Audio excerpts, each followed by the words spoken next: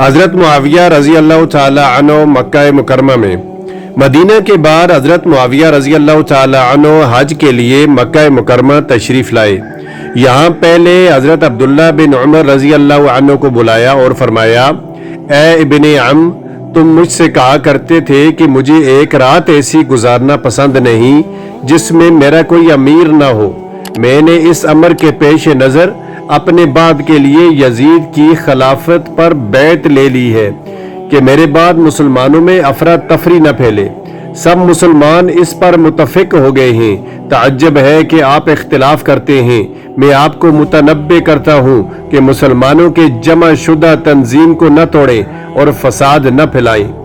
हज़रत अब्दुल्ला बिन उमर रज़ी अल्लाह अन्हु ने अल्लाह की हम्द व सना के बाद फरमाया कि आपसे पहले भी खुलफा थे और उनके भी औलाद देखी।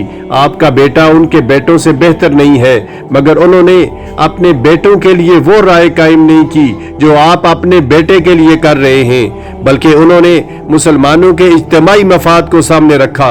आप मुझे तफरीक मिल्लत से डराते हैं, सो आप याद रखें कि मैं तफरका बैनल मुस्लिमीन का सबब हरगिज़ न होऊंगा।